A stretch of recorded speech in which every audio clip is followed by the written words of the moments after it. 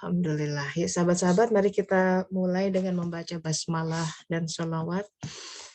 Bismillahirrahmanirrahim. Allahumma sholli ala Sayyidina Muhammad wa ala ali Sayyidina Muhammad. Dikatakan dalam hadis, barang siapa yang berdoa tanpa membaca atau mengungkapkan sholawat, itu doanya tertolak gitu. Jadi ada sebuah rahasia yang dalam sebenarnya di balik sholawat. Yang itu ilmunya mesti kita pahami, apa sih maksudnya sholawat itu. Kita menghubungkan diri gitu, sholawat kepada Rasulullah Muhammad SAW. Apa maknanya buat kita? Nah, di bulan Ramadan ini, Syahrul Quran ya, sebagai bulan yang megah gitu, sajian dari Allah Ta'ala, semua umat Islam yang terpanggil tentu saja dikondisikan dalam sebuah ibadah yang khusus, yang kata Allah Ta'ala, semua silahkan untuk hambaku gitu ya, tapi saum adalah untukku gitu. Jadi ada sebuah rahasia dalam di balik saum, sebuah kesetaraan, bukan setara sih, kemiripan gitu, segala sesuatu yang Allah lihat secara spesifik. Lapar silahkan untuk hambaku, tapi esensinya adalah untukku. Jadi ada hal yang merupakan kedekatan di situ. Nah, karena kita masih di tengah bulan Ramadan, menjelang 10 hari terakhir, di mana godaannya berat tuh. Biasanya 10 hari terakhir, ibu-ibu terutama malah disibukkan dengan parcel gitu ya, belanja-belanja gitu ya. Boleh silakan, tapi ingat di 10 malam terakhir, hari-hari ganjil terutama, justru itu Lailatul Qadar mesti kita pantengin gitu. Malam di mana kadar-kadar diri qadar ya itu diturunkan. Kita yang butuh pencerahan tentang hidup kita, siapa diri kita, mau kemana sih hidup ini, apa peran saya gitu ya, agar dikokohkan. Tanda seorang menerima Lailatul Qadar, dia akan makin meningkat pemahaman tentang dirinya. Khusus karena itu terkait dengan Idul Fitri, fitrah diri gitu. Siapa saya? Dibaca kehidupan, Iqra kitabaka. Dibaca kehidupan kitab diri ini. Itu fungsi dari tafakur. Terutama hal-hal yang kita masih sulit untuk mencerna, ya. Tapi sudah takdir, sudah jadi ketetapannya. Bagaimanapun itu sudah ditetapkan. Tentang masa lalu kita yang seperti itu. Upbringing ya, dari orang tua seperti apa. Dengan berbagai dinamika kehidupan, naik turun yang kita hadapi, itulah diri kita. Baca untuk menyiapkan wadah.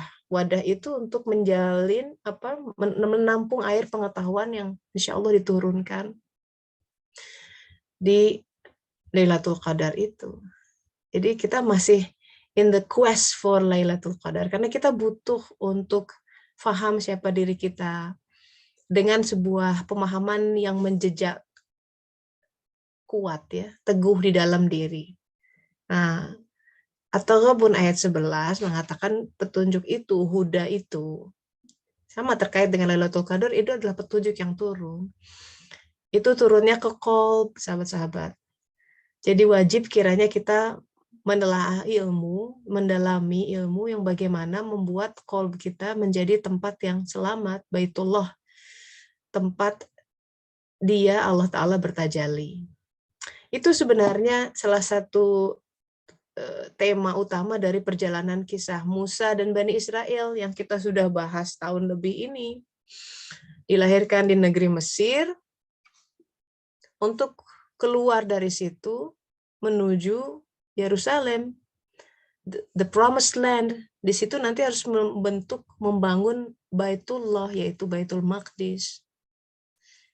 Jadi sejarah Bani Israel Ini ya, dengan ini gambarannya dipenuhi oleh hantu-hantu dari Al-Baqarah gitu ya, sapi. Jadi the mother of all cows gitu kan. Karena kisah Bani Israel yang kita sudah lihat adalah tentang menyembah patung anak sapi emas. Anak sapi ya. Ini emaknya si sapi gitu. Jadi the mother of all hawa nafsu, the mother of all sins. Al-Baqarah. Manusia yang bentukannya manusia, penampakannya dia pakai jas, pakai mobil, berbicara gitu ya. Tapi mentalitas, kelakuan kayak kal an'am kalau kata Allah Ta'ala dalam Al-Quran. Seperti hewan ternak, nggak ada ubahnya. Kenapa? Hewan ternak itu naturnya ya cuman makan ya, merumput, berkembang biak, tidur lagi. Semua tentang atribut fisikal. Jadi orang yang kalau hanya mikirin dunia, walaupun penampakannya beda dengan sapi tentu saja ya, tidak merumput. Dia ke kantor. Tapi yang dicari ya rumput-rumput itulah, tidak jauh. Rumput-rumputnya ya berupa harta kekayaan, titel, itu kan sama saja merupakan materi-materi dunia sebenarnya. Merumput juga. Kalau kehidupan manusia itu saja yang menjadi fokus pikirannya, yang mengganggu sholatnya, yaitu seperti Kal-An'am, seperti Al-Baqarah, seperti sapi betina. Nah, Al-Quran ini kitab yang luar biasa mengubah manusia dari Al-Baqarah harus jadi An-Nas, jadi manusia sebenarnya. Jadi dalam sejarah Bani Israel, kita masih dalam konteks kisah Musa, mereka diperintahkan ke sebuah kota, yaitu Yerusalem, the promised land, untuk membangun Baitullah. Baitul Maqdis disebutkan. Bait itu adalah rumah, Baitullah, rumah Allah. Baitul Maqdis, Maqdis itu yang dikuduskan. Jadi rumah yang dikuduskan. Kenapa sebuah rumah menjadi kudus? Karena ada Ruhul Kudus, singkatnya demikian. Dan rumah mana yang dimaksud? Apa relevansi kisah ini buat kita? Karena kita bicara nih mau dapat Lailatul Qadar, ya kan? Kolbnya yang disiapkan. Rumah itu adalah kolb. Artinya, sahabat-sahabat, kita harus bergerak dari alam bumi, alam jasadiah, alam pikiran, indera, alam syahwat yang demikian mencengkram kita sehari-hari, yang mempertakuti kita. Gimana kalau dia begitu, begitu. Kan perpanjangan dari alam itu kemudian menjadi anak-anak kita, pekerjaan kita, ya kan? Itu yang mempertakuti kita kok sehari-hari. Orang tua kita, semuanya. Semuanya bergerak di situ saja. We have to go beyond that. Suluk itu harus melihat, jangan tenggelam di situ. Harus melihat siapa yang mengirim itu semua. Nanti semua akan terjalin menuju satu titik, yaitu Allah Ta'ala. Saya balas dulu. Ya itu ya. Jadi agar yang memimpin kita masing-masing harus qalb. Itu kenapa posisi sujud adalah yang paling dekat, sedekat-dekat hamba dengan Tuhannya. Di situ hati kita naik di atas kepala yang ditempelkan di tanah, di atas permukaan bumi. Karena kalau boleh kita pahami, kalau terus terang saja hawa nafsu gitu ya, kehormatan, harga diri itu kalau itu yang masih menjadi Tuhan, bukan kolbnya, maka itu sumber kesengsaraan kita sebenarnya. Kalau sudah masih memikirkan gimana kata orang gitu ya, malunya apa kata orang gitu, itu berarti kehormatan, harga diri masih menjadi Tuhan bagi dia. Ilahnya bukan Allah. Karena dia lebih care dengan apa kata orang dibanding menjaga perasaan Allah. Sementara kisah Bani Israel ini harus masuk ke Baitul Maqdis, ini kita diperintahkan untuk masuk ke qalb gitu. Qalb kita bangkit. Nah, dalam jasad kita, dalam diri kita itu ada pikiran, ada syahwat tuh yang gemar makan bakso, makan enak, syahwat apa namanya? Jadi syahwat tuh kegemaran kepada hal-hal yang material. mau makanan, baju, tas, sepatu, mobil, ya, sepeda mungkin, sepeda lipat zaman sekarang, itu syahwat, hal yang material. Hawa nafsu lebih ke hal yang tidak materi, kebanggaan diri, ego, harga diri gitu ya. Itu penyakit-penyakit kita sebenarnya. Tanpa sadar mereka itu yang memimpin kita. Entah pikiran yang terkait dengan waham kehidupan, misalkan kekhawatiran hari esok, bisa nggak nyekolahin anak, bisa nggak dapet jodoh gitu. Khawatir seolah-olah Allah tuh nggak berkutik gitu. Seolah-olah Allah tidak menyiapkan sesuatu yang besar, seolah-olah Allah Ta'ala tidak bisa menembus kegelapan atau barier kehidupan yang dia pikir berat banget gitu. Padahal tiap hari dia sholat disebut Allahu Akbar, Allah Maha Besar. Tapi di hatinya yang lebih besar sebenarnya adalah ketakutannya, kekhawatirannya hari esok. Itu kita tengah diperbudak, masih di negeri Mesir. Takut dikatakan orang sebagai miskin, takut dikatakan gagal, takut dikatakan kamu orang yang nggak punya gitu.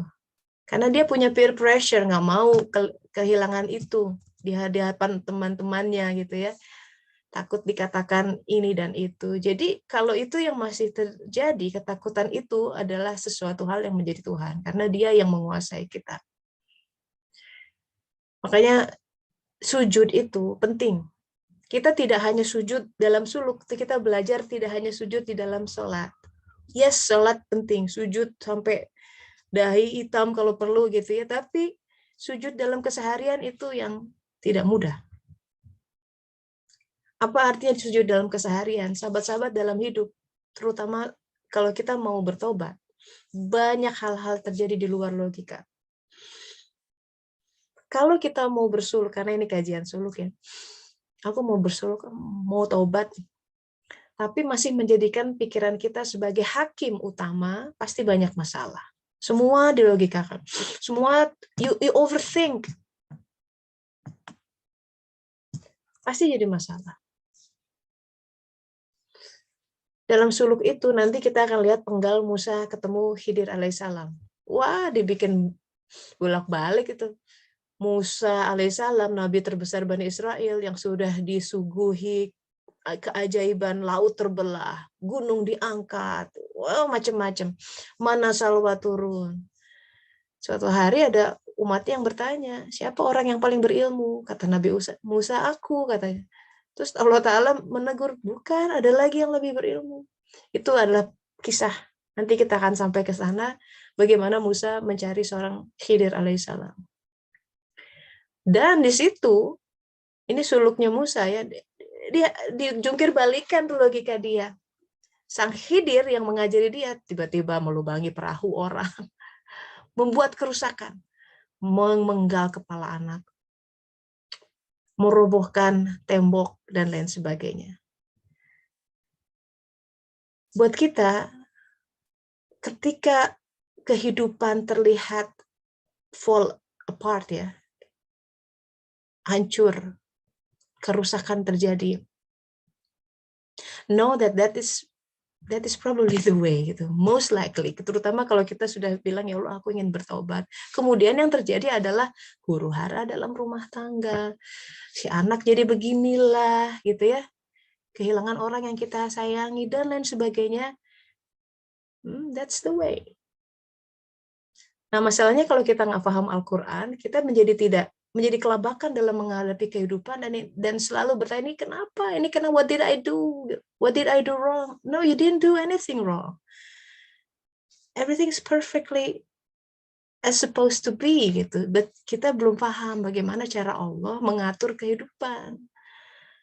Maka penting ngaji, penting baca Al-Quran. Karena kita baca, oh aturannya begini, kita jadi lebih tenang. Kita jadi nggak gelagapan gitu menghadapi kehidupan. Kita jadi lebih teguh, menjadi lebih kokoh dalam berjalan, jadi lebih tenang ya. Seperti itu. Sebenarnya karena apa? Bani Israel itu diseru menuju ke sebuah tempat, the promised land itu surga mereka. Yang mana kita semua disuruh untuk mencapai surga masing-masing. Ya, memang ujiannya banyak, penderitaannya banyak. Tapi itu bagai di surga. Karena kenapa harus menempuh penderitaan? Itu untuk melebur si syahwat, hawa nafsu yang menggelora itu, yang masih memimpin. There's no other way. You have to get through the fire. Kita harus belajar menelan duka dan kesakitan untuk menundukkan hawa nafsu dan syahwat. There's no other way. Itu hukum Al-Quran. Maka suluk adalah jalan buat para pemberani. Berani nggak lewat itu api? Bersih, tapi setelah itu memang sakit, memang nangis-nangis gitu ya. Tapi ada sebuah kedamaian yang abadi, yang nggak tergantung oleh posesivitas, nggak tergantung oleh ini itu, nggak tergantung oleh kondisi dan situasi. It's worth it. Dibanding kita nggak berani mengalami itu, kemudian memanjakan diri di dalam fata morgana dunia yang ya kenikmatan sesaat, superficial, dan akan berjangka waktu gitu. Oke, kita menikmati kehadiran seseorang, tiba-tiba meninggal. Sehat-sehat sakit. See, that is the kind of the world that we live in. Namanya dunia fana. Semua berbatas waktu. Anak masih lucu-lucu, and then pada saatnya dia pergi. Semua berbatas waktu. Semua akan menghadapi penderitaan.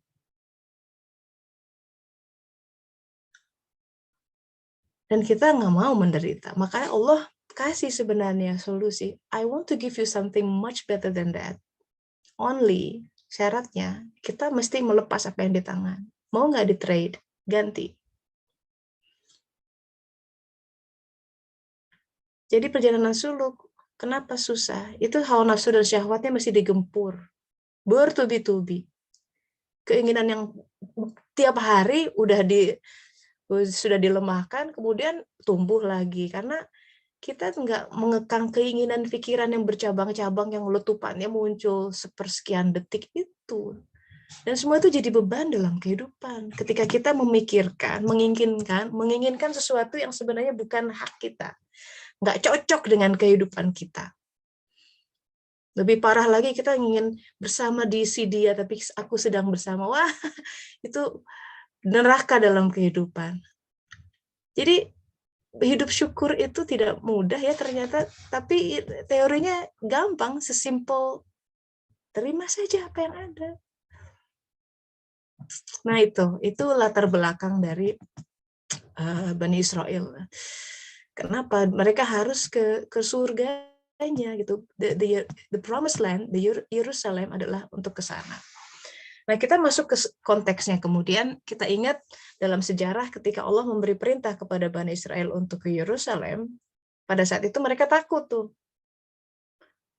Di dalamnya ada bangsa yang tinggi besar, jago berkelahi, dan kuat.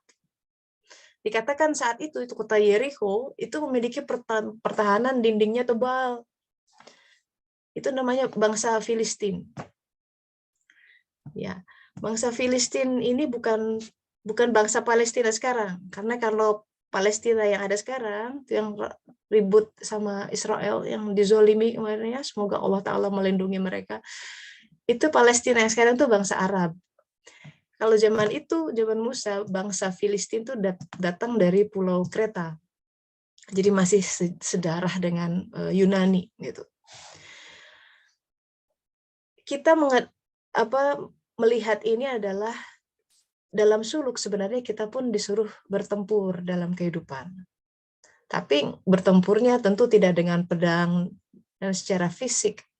Tapi yang digempur adalah mau nggak menghadapi bangsa Filistinnya apa? Yaitu aib, harga diri, ya, kehormatan.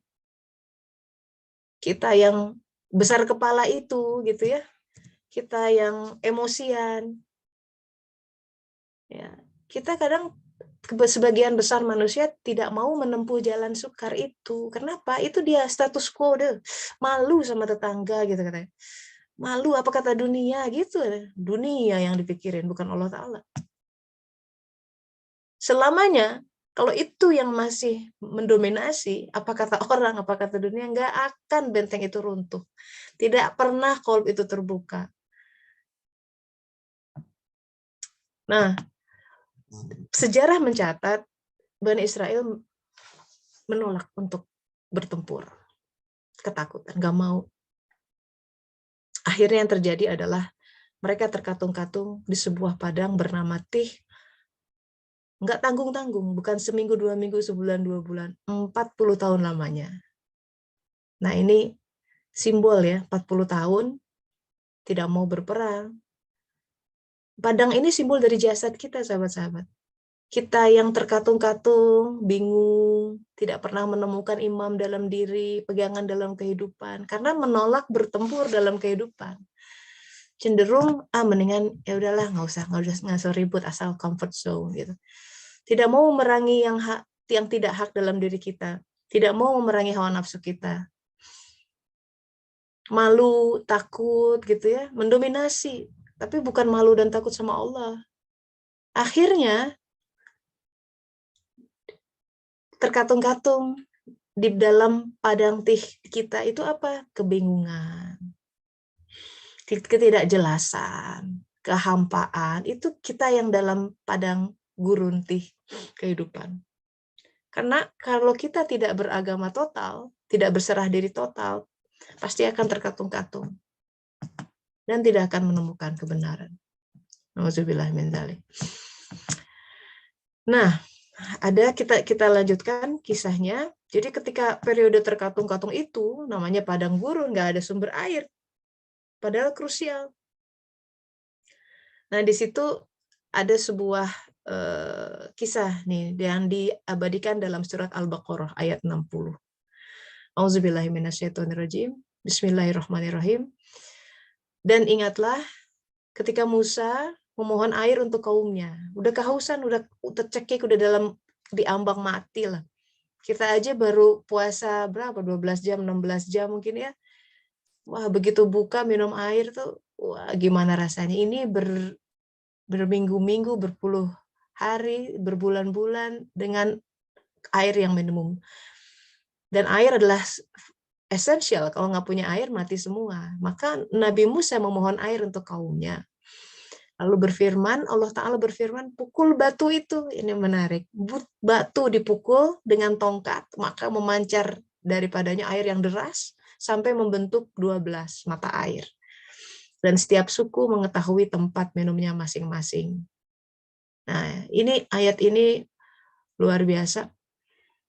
Ya, kita yang ini buat kita refleksinya ya. Kita yang dalam padang gurun, kebingungan gitu ya, butuh air dari Allah Ta'ala. Batu itu adalah simbol hati yang keras. Ini kan Bani Israel banget, bandel gitu. Disuruh berperang nggak mau gitu. Jangan menyembah Tuhan selain Allah, malah bikin patung anak sapi emas gitu. Mereka mengganti perintah Allah dengan apa yang tidak diperintahkan, isinya. Ngotot, ngoyo, tidak mau menempuh jalan yang syukar. Itu karakteristik hawa nafsu banget, nggak mau susah gitu. Jadi buru-buru mau jihad fisabilillah, nggak ada karakteristik itu. Dia pengennya comfort zone, ongkang-ongkang kaki, nyaman saja, sampai suatu saat dia harus menghadapi realitas bahwa semua itu berbatas waktu. Kematian datang, terus dia nggak siap untuk kehidupan berikutnya. Nauzubillah min dzalik. Kita yang dalam kebingungan itu seperti Bani Israel yang kehausan. Baru paham, baru tahu rasanya kalau kita tidak punya qalb, maka terlunta-lunta dalam kehidupan. Bingung. Kenapa? Karena Allah kan menurunkan petunjuk ke qalb. Qalbnya nggak teraktivasi, masih membatu. Maka doa Musa kepada Allah Ta'ala, berikan kami air, itu sebenarnya juga mengandung makna bagaimana mengubah hati yang keras menjadi hati yang takwa, hati yang sekeras batu tapi bisa mengeluarkan air. Dan air, sahabat-sahabat, adalah simbol pengetahuan.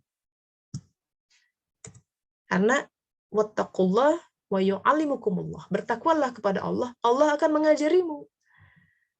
Ini takwa ini, makanya kita Ramadan nih kayak gini tuh untuk bertakwa. Nanti diajari. Di antara hal yang diajari adalah tentang siapa diri kita, dan itu di Lailatul Qadar. Supaya nanti kita Idul Fitri itu benar-benar perayaan. Aku selangkah lebih dekat kepada jati diriku, gitu. Itu. Jadi tongkat itu simbol pengetahuan yang hak, makanya perlu menuntut ilmu. Nah, kemudian menarik, kenapa jumlahnya 12 mata air? Ya, memang dalam sejarah terkait dengan putranya Yakub berjumlah 12. Jadi 12 bani, jadi 12 kabilah. Itu bukan sekadar 12 umatnya Musa, tapi ada juga 12 aspek diri. Sesuatu yang bisa dimakan, dikasih air dari hati itu. Apa itu 12 aspek diri? 12 itu sahabat-sahabat 2 kali 6. Ya.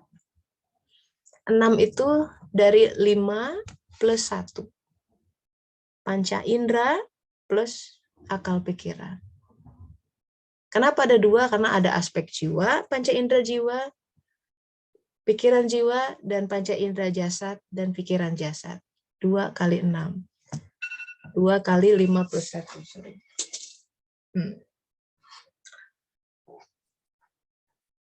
Jadi ada akal luar, akal ini, si neuron ini yang kita latih sejak SD sampai universitas, S3 ya, tapi ada akal dalam. Yang kita latih, dilatihnya lewat mana akal dalam? Buat ujian kehidupan. Itu mengukuhkan akar tuh. Nah, jadi si kolb itu walaupun keras, dia bisa mengeluarkan air. Itu keajaiban dengan pengetahuan. Ya, begitu. Jadi itu ada aspek sesuatu tentang 12 mata air. Nah, sebentar kita lanjutkan. Nah, air yang keluar itu adalah untuk memberi nutrisi dengan aspek yang ada dalam diri kita. Kalau airnya keluar, itu ada kesegaran tersendiri. Tapi ya, kesegaran itu di sini gitu. Harus ada kerasa hangatnya, damainya, segarnya di dalam hati. Itu suluk harus sampai menggali gitu. Jangan sampai kita selalu menjadi orang yang tergantung oleh apa ya. Jadi kalau kita jenuh katakanlah, kalau kita bosan, kalau kita sedih, kita cenderung mengambil solusi dari luar gitu, dengan nonton film ya, numb our pain, drugs mungkin ya, alkohol, seks, makan makanan yang enak gitu. Itu kadang to numb our pain kalau lagi stres gitu. Tapi jarang ya, misalkan aku jenuh nih, sholat. Aku sedih, sholat. Aku bingung nih, sholat. Jarang orang sedih, bingung, jenuh gitu ya, bete, itu larinya ke Allah. Jadi masih kepada hiburan selain Allah, itu berarti memang ya itu state kita. It's okay gitu, just to be aware. Tapi kita harus move. Karena yang di dalam itu butuh dikasih makan bukan dengan bakso, nonton film, itu cuma superficial. Akhirnya nanti kita harus belajar untuk makrifat ya. Jadi untuk dikit-dikit udah ke Allah aja. Karena buat orang yang beriman, hal apapun yang sederhana menjadi lezat. Karena apa? Dia melihat tangan Tuhan ada di situ. Di balik itu ada Allah. Karena memang sebenarnya dunia yang kita hadapi, sahabat-sahabat, ini ajaib. Dunia 3 dimensi yang menunjukkan siapa kita dari waktu ke waktu. Kolb itu. Nah, kita lanjutkan di surat Al-Baqarah 60, ini ada beberapa detail yang menarik. Di sini dikatakan setiap suku telah mengetahui tempat minumnya masing-masing. Mashrobun. Jadinya ada tempat minumnya. Jadi sebenarnya semua hal itu ada tempat minumnya masing-masing. Mata kita ada tempat minumnya, tempat di mana dia mendapatkan kenikmatannya sendiri. Ya. Apapun itu, semua yang manifestasi di alam dunia itu adalah sebenarnya ilmu. Makanya disebut alam. Satu akar kata dengan ilmu. Jadi agar kita menangkap hikmah dari semua yang dihadirkan. Mau berupa pasien yang datang, mertua yang rewel, you name it ya, anak yang berulah misalkan ya. Tapi di situ harus minum sebenarnya. Kita meneguk hikmahnya di balik apa yang kita lihat, yang kita dengar, kita hadapi. Maka perintahnya di sini kemudian, makan dan minumlah dari rezeki yang diberikan Allah. Makan dan minum. Jadi urutan itu, bukan minum dan makan dan minum. Itu aspek jasadnya dikasih makan. Karena aspek jiwanya harus minum. Makan dan minumlah. Itu kita seperti menghadapi, ini loh, yang dimakan adalah fenomena fisikal, tapi kamu mesti minum juga dari situ. Dapetin airnya, hikmahnya di balik apa yang kita makan. Maka urutannya makan dan minum. Semuanya adalah rezeki yang Allah berikan, begitu katanya. Nah itu, jadi air, bicara tentang air, sahabat-sahabat, ini di surat 21 ayat 30, memang karena disebutkan air adalah sesuatu yang esensial ya. Dikatakan di sini, kami jadikan segala sesuatu yang hidup berasal dari air. Semua ciptaan ini ada unsur airnya, walaupun mikroskopik. Luar biasa. Alam fisika sudah mengatakan seperti itu. Secara hakikat, itu ada setiap hal ada unsur hikmahnya. Begitu.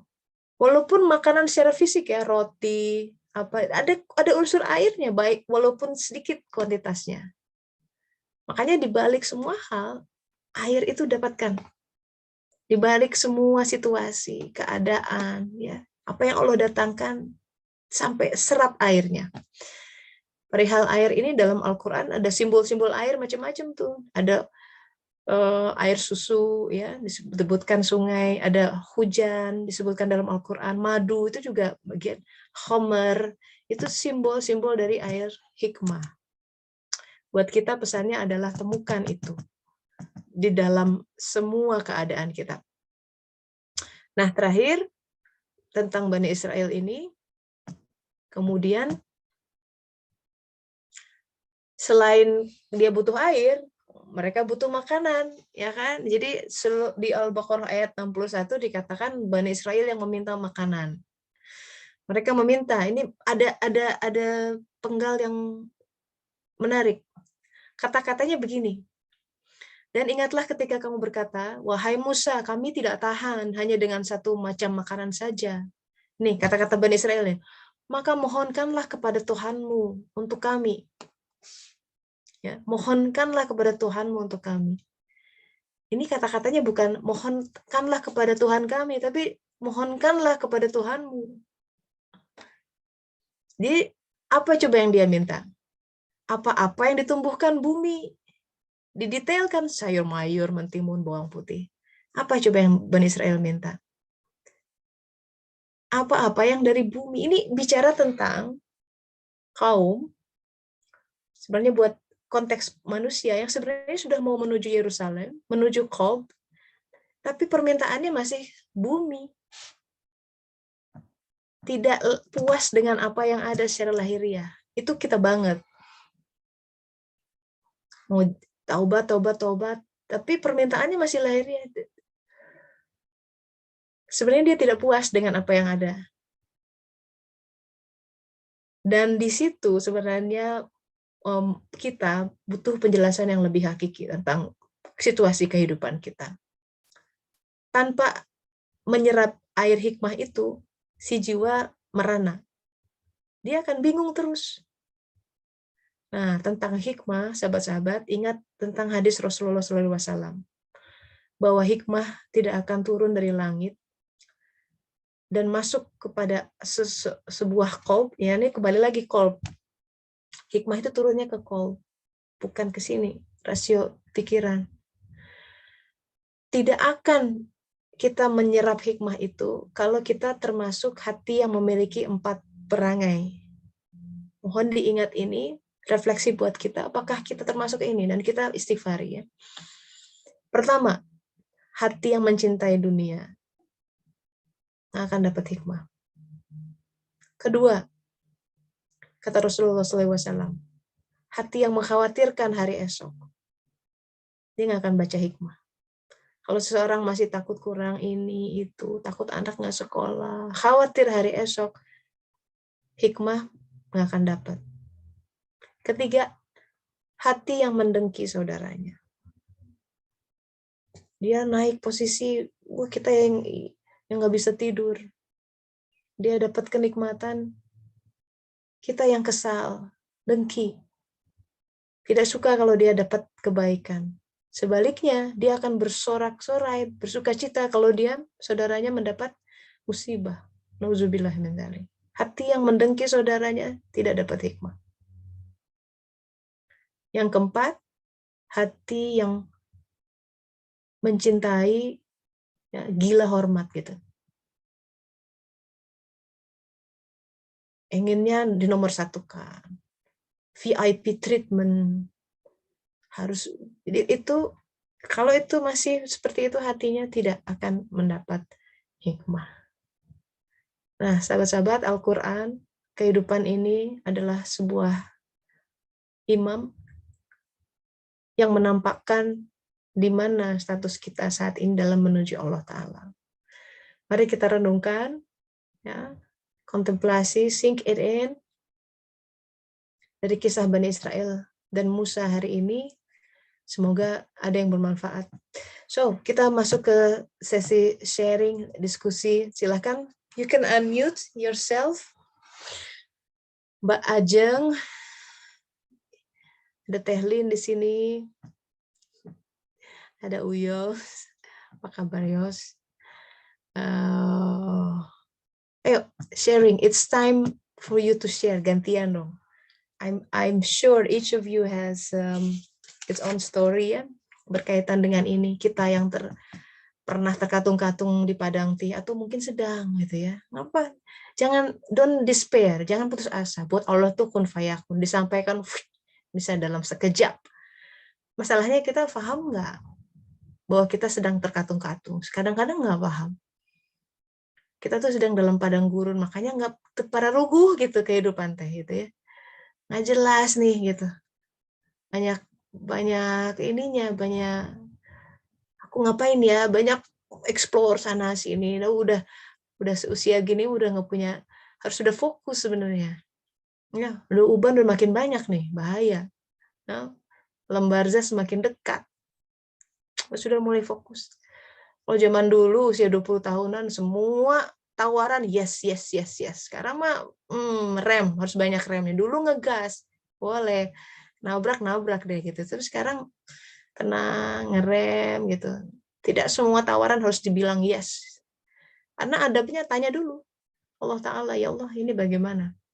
Even though hal yang menurut kita wah bagus banget gitu ya. Kadang dalam suluk ada yang disebut dengan emas kumambang. Nah, seperti emas tapi ngambang gitu ya. Glitter tapi bukan. Itu tipuan. Kalau dalam Al-Quran dikatakan sebagai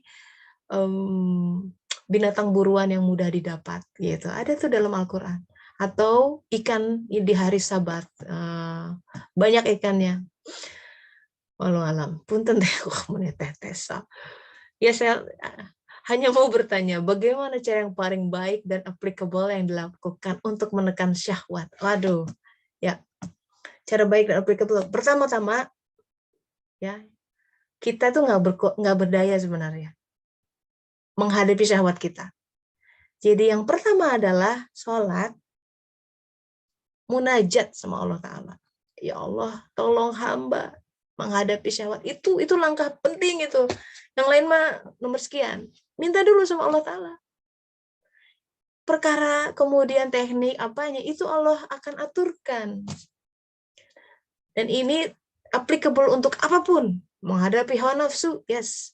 Menghadapi mertua galak, yes. Menghadapi si bos galak, yes. It's applicable. Pertama, Munajat dulu sama Allah Ta'ala. Karena yang menciptakan itu semua, syahwat, hawa nafsu, si bos galak, ya, krisis ekonomi, semua Allah Ta'ala yang mencipta. Kesulitan dalam hidup, penyakit, Allah yang turunkan.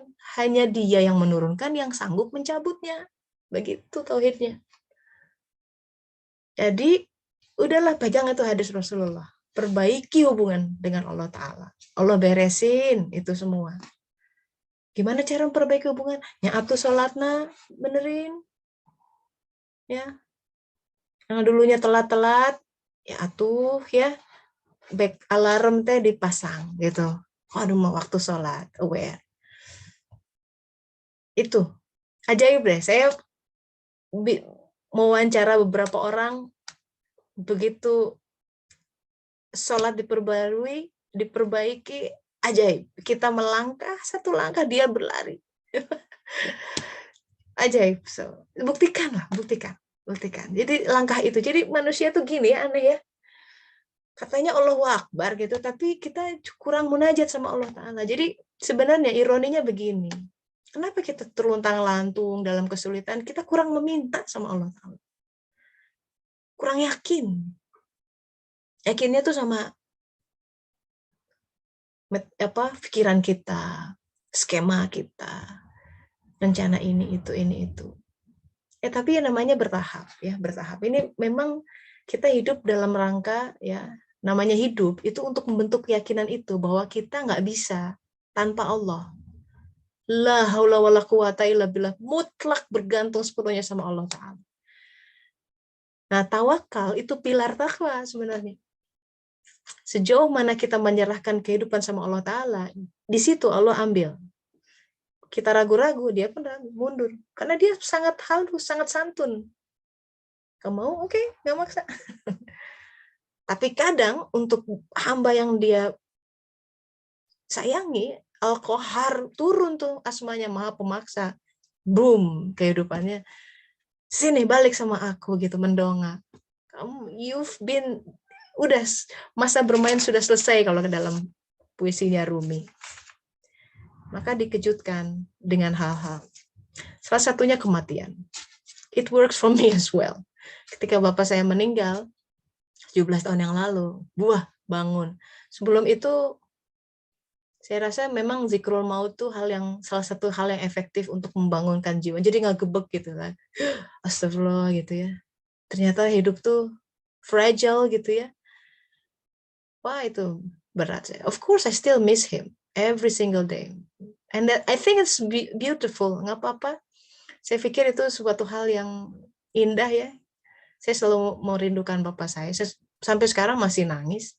And that's fine. It's part of pain yang harus saya ambil. Rasa cinta saya gitu. Tapi that's part of life. So, minta sama Allah Ta'ala. Ya Allah, hamba apapun ya, misalkan pengen sholat malam, tapi ini badan, ini susah gitu ya. Minta sama Allah, ya Allah tolong gerakkan badan hamba untuk bangun. Kata Rasulullah begini soalnya, ini berkaitan dengan Lailatul Qadar ya. Sholat malam itu penting.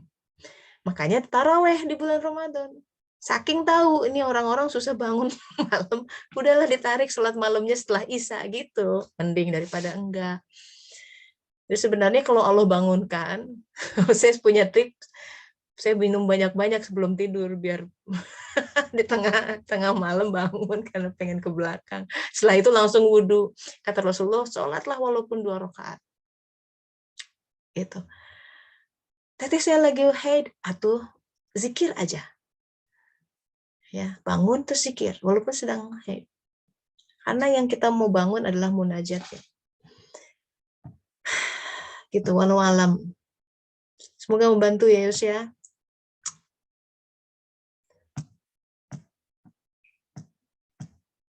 Bisa di-unmute? Kalau lagi luang, boleh silakan. Silakan yang lain, barangkali ada Teyanien, Mbak Wilma, SSOL3 ini siapa?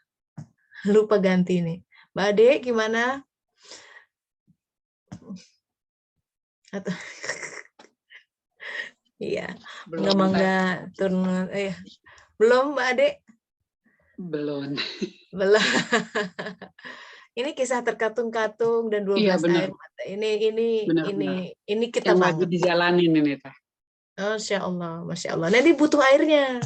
Keluar air. Ya. Ini, tapi air itu tidak akan keluar, butuh tongkat, ilmu. Butuhnya baca Quran. Butuh Ya ikut betul. pengajian. Ya, kita butuh tongkat. Mukul si batu, hati itu biar keluar air. Di situ.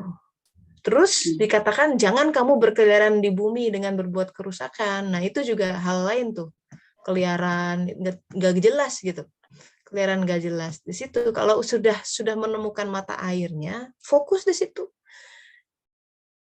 Bicara tentang 40 tahun tadi terlunta-lunta, usia 40 tahunan, nih kita yang udah 40 tahunan lebih ke atas itu bicara harus fokus, nggak boleh keliaran berbuat kerusakan, nggak jelas. Berkeliaran sana sini itu seperti anai-anai yang berterbangan dikatakan, karena nggak jelas hidupnya mau kemana sih gitu. Ada tren ini ikut, Bitcoin ikut, nggak ada prinsip gitu. Aku ini terserah orang mau bilang apa, aku ini. Nah tapi kan kemantapan hati itu hanya dari Allah Ta'ala, nggak bisa dibuat bungat dengan ikut coaching or apa namanya, cara sukses online dalam 7 hari engkau akan mendapatkan misi hidup. It's not like that. Bukan Al-Quran. Itu sesuatu yang harus dibaca bertahun-tahun. Coba lihat Musa sama Syuaib. Kita sudah bicara tahun lalu ya, tentang 8 sampai 10 tahun menggembalakan ternak-ternak Syuaib alaihissalam. Itu juga.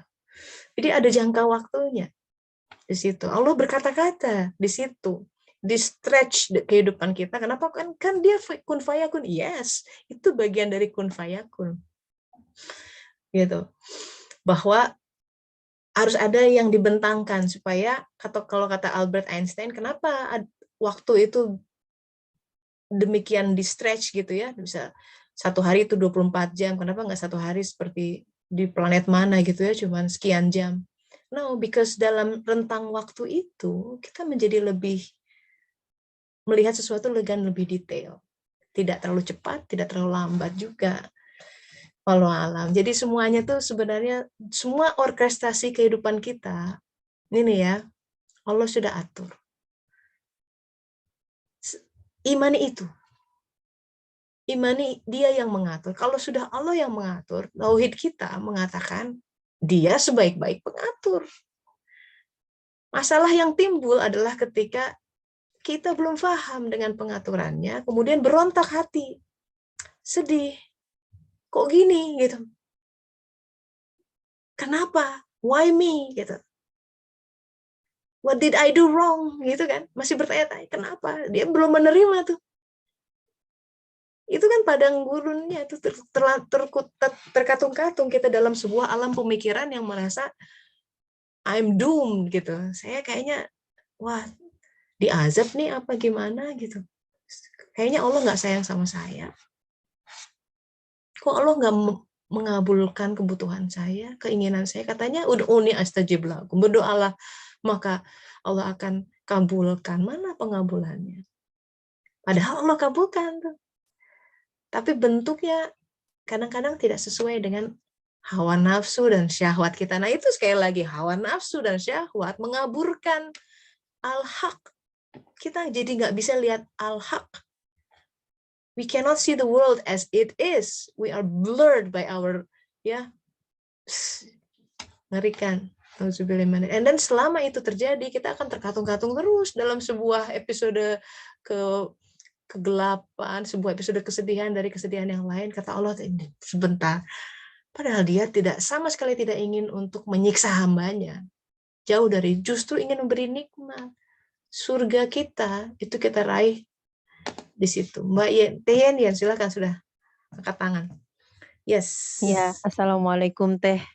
Waalaikumsalam warahmatullahi wabarakatuh. Alhamdulillah. Alhamdulillah, Masya Allah. Ini Ramadan ini sedang Allah perjalankan di kesibukan yang luar biasa dibanding sebelum-sebelumnya gitu ya Teh ya. ada di satu sisi saya tuh syahwat ya, hawa nafsu pengennya tuh fokus di kelas-kelasnya suluk gitu ya. Tapi Ramadan ini sulit karena Allah sedang perjalankan di di fokus yang lain gitu. Nah, tapi nih mungkin karena masih masa adaptasi gitu ya, biasanya slow, terus sekarang tiba-tiba dari bangun tidur tuh udah bener-bener listnya tuh panjang banget sampai ketidur lagi itu gitu ya. Jadi itu yang ada perasaan terkatung-katung kayak what am I doing exactly gitu. Sedangkan masih ada kesulitan untuk menyeimbangkan dengan urusan di rumah gitu, perhatian ke anak-anak, pekerjaan rumah yang nggak pernah selesai gitu Iya, kan. kebayang ya. Ya. Iya, terus di minggu pertama Ramadan tuh sempat ada komplain dari suami gitu kan, Kenapa? slow down gitu. Dari Ah. subuh tuh setelah sahur tuh udah Zoom gitu kan. Terus itu sampai ke sore itu nonstop gitu Teh. Nah terus Zoom? Online iya, maksudnya? iya, kajian online terus Oh, banyak banyak banyak banget itu banget kajian banyak online-nya. banyak banget yang harus Oh. di-handle gitu.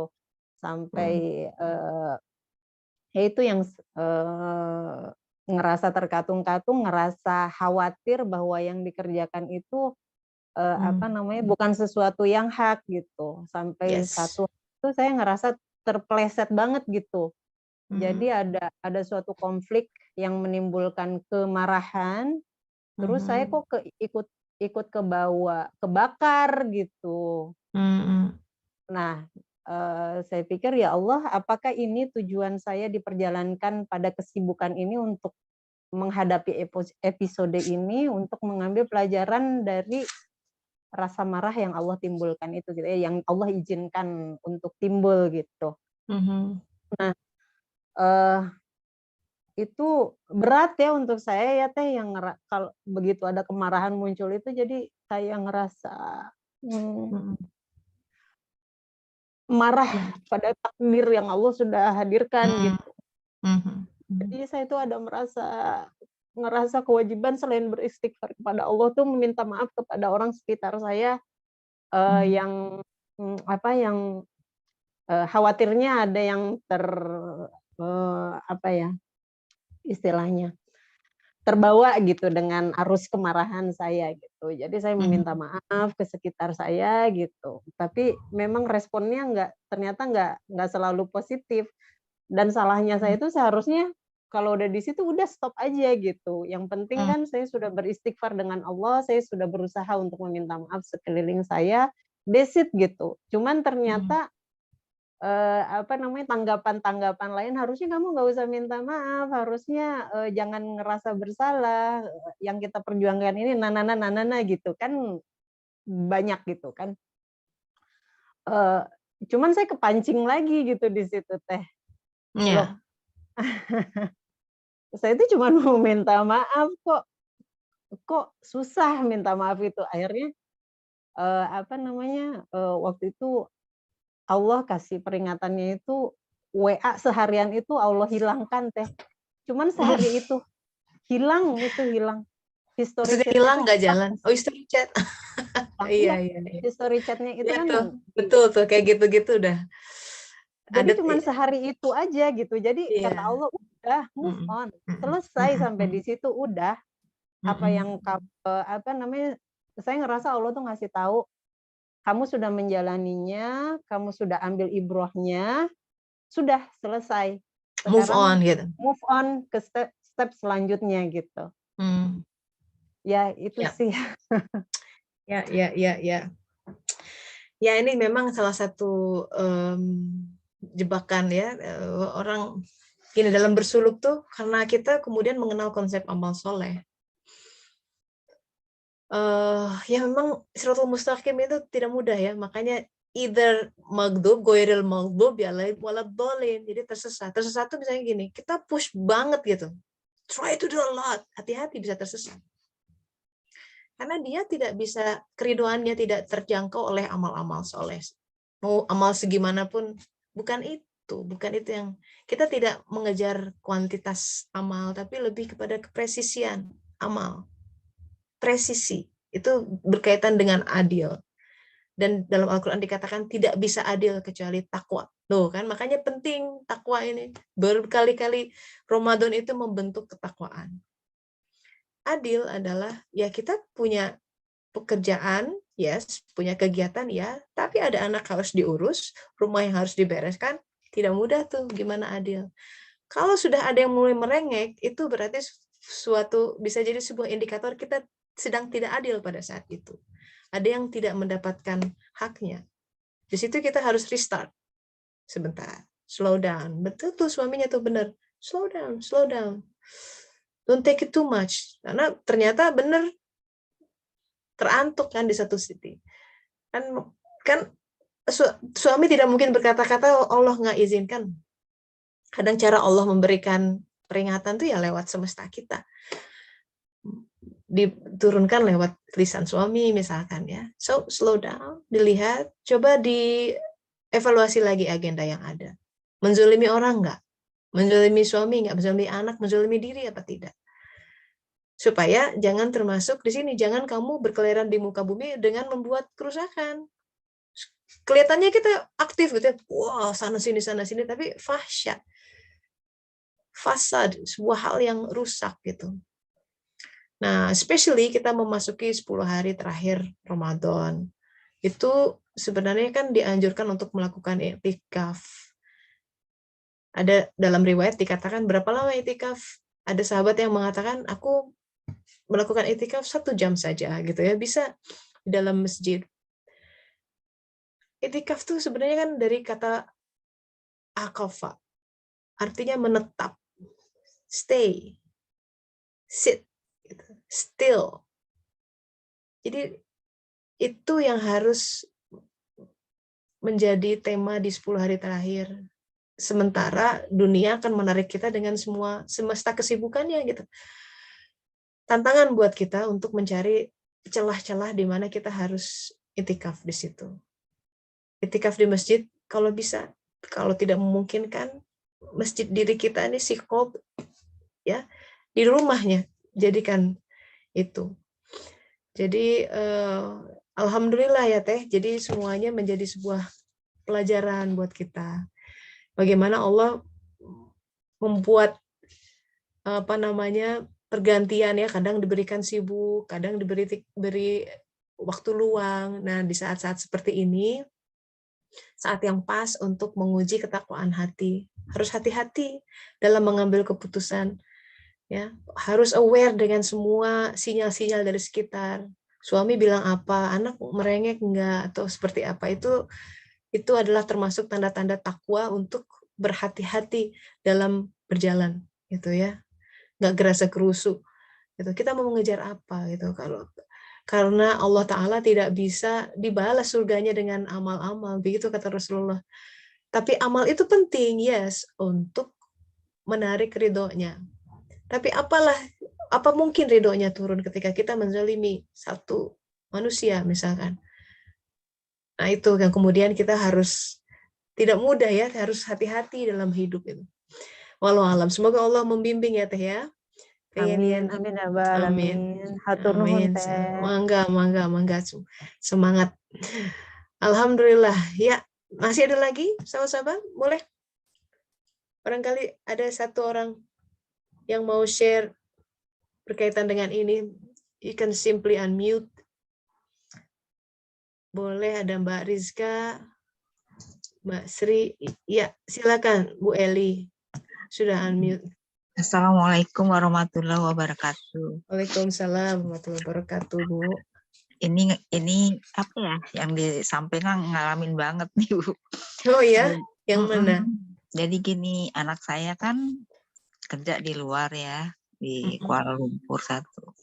Jadi dia itu merasa dalam penilaian tidak dihargai, jadi dia merasa stres, kerja aku nggak dihargai gitu kan, gitu. Nah ini udah yang kedua kali nih dia ngalamin gitu kan. Terus cuma saya nggak tahu membacanya nih bahwasanya barangkali bukan di situ tempat kerja dia yang sesuai dengan bakat dan passionnya ya Bu, barangkali gitu loh. Jadi itu semacam petunjuk dari Allah kali ya Bu. Yes. Bahasa itu bukan tempat yang cocok buat kamu kerja di situ karena kan bikin dia stres, bikin dia nggak nyaman gitu kan.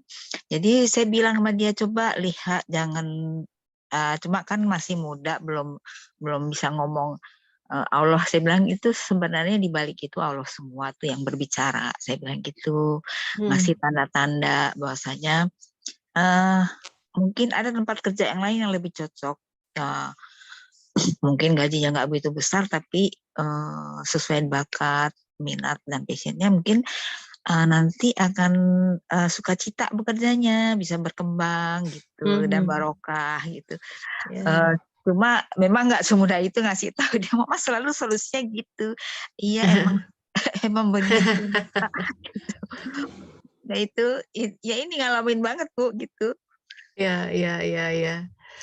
Iya, memang gini. Jadi seperti kita bicara sama beda kan, bicara sama anak umur 2 tahun. Sorry.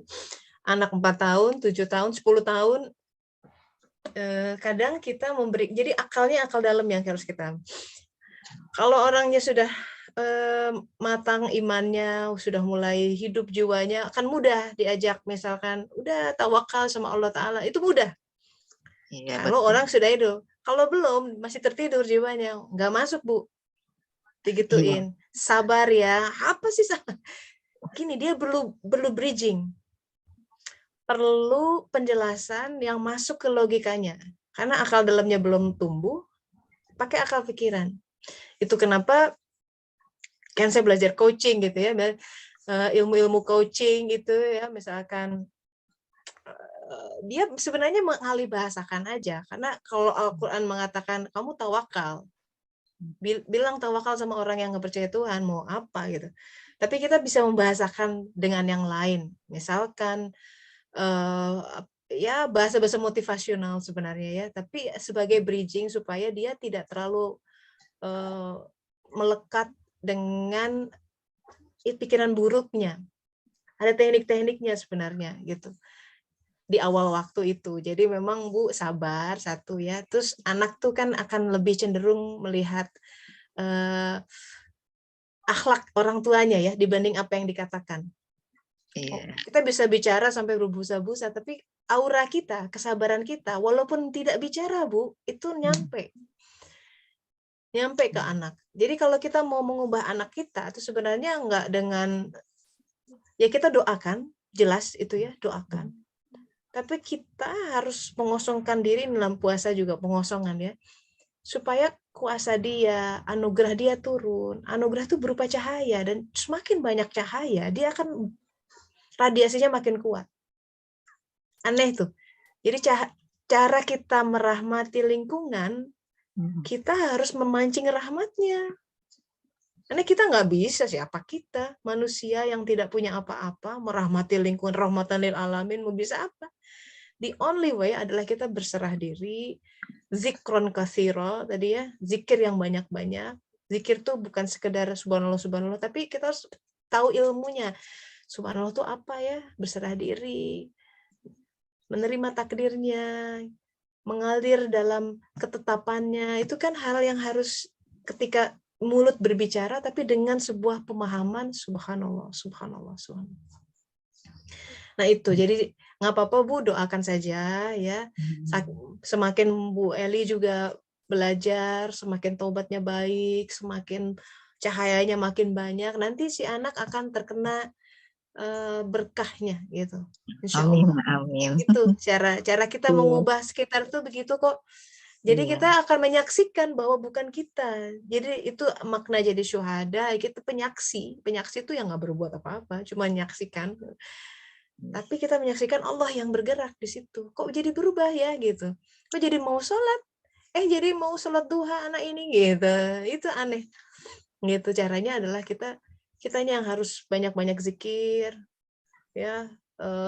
Orang zaman dulu tuh kan ininya tirakatnya kuat ya Bu ya. Mau Iya. nama anak juga, waduh saum dulu gitu ya. Kita Hmm. sibuk nge-Google, saum tuh untuk ini karena kontak sama Allah Ta'ala yang didahulukan. Jadi doakan sang anak, doa ibu apalagi ya insya Allah ya, supaya dia kuat gitu menghadapi permasalahan kehidupannya. Nah ini mulai udah diuji nih. Iya, Lama-lama saya itu bilang, justru bagus itu. Nanti saya dia bilang sama mm-mm. dia, Dek terima aja dengan ikhlas, nggak apa-apa kok Ya, gitu. Nggak akan kiamat mm-mm. dunia adik dengan ini. Harus Nah ya sabar, saya bilang gitu kan. betul. Perbaiki sholatnya, nanti hidup adik diperbaiki sama Allah, gitu kan. Betul. Aku kan sholat mah, dia bilang gitu. Iya, iya, iya, iya. Nggak apa-apa terus aja bicara. Kadang kata-kata ibu tuh ada yang buat saya, misalkan saya selalu ingat kata-kata ibu saya ya. Walaupun misalkan gini, ketika saya galau ya antara pengen berkarir lagi tapi anak-anak gimana, terus keadaan di sini berbeda. Terus mama saya tuh suka ngomong ya, apa yang kau cari? Apa yang kau cari? Ingat aja, iya ya, apa yang kau cari? Terus dia bilang, udah, pekerjaan akan selalu ada, tapi waktu sama anak-anak ada batas waktunya. Nah, hal-hal kayak gitulah, quote-quote seperti itu tuh nempel tuh Bu. Jadi tetap kirim pesan sama dia, walaupun kita nggak pernah tahu ya mana hal yang menjejak di dalam, karena kita ngirimnya juga dengan pengalaman kita ya, dengan pengetahuan kehidupan yang kita sudah hadapi, Iya, insya Allah. karena apa ya, berbicara sama dia kan nggak semudah itu. Saya harus kadang-kadang sih Betul, doa dulu, ya Allah apa yang harus hamba sampaikan. Nanti di betul. WA tuh mengalir gitu kan, gitu. Iya, iya. Saya menghadapinya, maksudnya dulu dan sekarang berbeda ya Bu, dengan belajar gini, tahu situasi dia gitu. Cuma dia kan nggak mudah, nggak semudah itu memberi pemahaman dia. Terus dia juga memang perlu waktu dan perlu apa gitu kan. Nah, tapi kita bisa bantu karena kita, oh ya dia lagi ngalamin ini nih gitu. Jadi Iya, berdoa, ya kata Bu Tessa, banyak berdoa, mohon pertolongan Allah yang bisa betul. menolong. Saya bilang sama dia, Dek, saya bilang gitu, yang bisa menolong adik hanya Allah. Mama juga nggak bisa, saya bilang gitu. Betul, betul, betul. Mama bisa doakan gitu ya, Iya. semua. Pokoknya selama dia anak tuh yang perlu adalah mendapat kehangatan. Jadi dia tahu dia didukung ya oleh orang-orang yang dia sayangi. Insya Allah baik. Ya, Amin. alhamdulillah. Semoga berkah nih ya. Ya, kehidupan begitu selalu berganti. Ada ya siang malam ya. Namanya dunia ini fana. Semua kenikmatan akan berujung, semua kebahagiaan akan berakhir. Makanya kita diberikan sebuah visi bahwa akan ada sebuah tempat kebahagiaan, an endless happiness gitu, kebahagiaan yang tidak berujung selama-lamanya gitu, tidak akan menderita di sana, tidak akan kesakitan. Nah, itu visi kita dan itu dari sekarang sudah mulai diicip-icip. Yerusalem yang dijanjikan Bani Israel, the promised land, itu dijanjikan kepada kita semua, itu ada surga. Harus hidup bagai surga di dunia ini. Bagaimana? Buktinya nabi-nabi hidup secara fisik tidak seperti di villa gitu ya, nyaman dengan tidak, tapi surganya berarti kan di dalam hati ini. Gimana caranya kita dilingkupi oleh api permasalahan kehidupan, tapi Allah bilang ke api itu dingin gitu. Maka dinginlah. Orang mungkin lihat kita, wah, pontang-panting, tapi kitanya tenang. Nah, harus dapat itu airnya mengalir di dalam diri. Apapun yang kita hadapi, masalah kehidupan, kondisi, keadaan yang ada, terima dulu, ijab kabul sama Allah Ta'ala. Ya Allah, hamba terima ini. Hamba terima dan mohon dibimbing. Di situ nanti netes pengetahuannya. tes. Ketenangan tuh berawal dari situ sumbernya. Karena tahu kita sedang menghadapi sesuatu yang dalam. Di situ kita kemudian tersenyum dari dalam hati. Walaupun nangis ya, namanya manusia. Sedih itu part of being human. Tapi kita ada kehangatan yang aneh di antara paradoks kehidupan, kepedihan itu. Ada sebuah hal yang membuat kita menjejak di situ. Ya. Ingat, hanya dengan zikrullah tatmainul qulub. Hati kita tidak akan pernah damai oleh hal-hal selain dari itu gitu. Jadi kembali sama Allah Ta'ala ya. Suluk adalah jalan untuk membawa orang supaya dekatnya sama Allah saja, bukan yang lain. Demikian sahabat-sahabat, alhamdulillah kita sudah masuk ke jelang akhir bulan Ramadan ya. 10 malam terakhir, ingat di omat ya, jaga semoga kita semua mendapat Lailatul Qadarnya, sebuah ketetapan Allah yang lebih menjejakkan kita kepada jati diri kita. Dengannya kita keluar dari Ramadan ini menjadi orang-orang yang kembali ke fitrahnya gitu. Mendapat rahmat pertama, rahmat kedua dari Allah Ta'ala. Amin ya rabbal alamin. Kita tutup ya sahabat-sahabat. Kita baca doa akhir majelis. Subhanaka Allahumma wa bihamdika asyhadu an la ilaha illa anta astaghfiruka wa atubu ilaik. Alhamdulillahirabbil alamin. Semoga bermanfaat ya. Silakan melanjutkan aktivitas. Makasih Teh. Thank you. Makasih, Oke. Pamit dulu ya. Nuhun Teh. Take care, Yos. Assalamualaikum. Salam Terima buat kasih, anak-anak. Dada Sa. Warahmatullahi wabarakatuh. Assalamualaikum.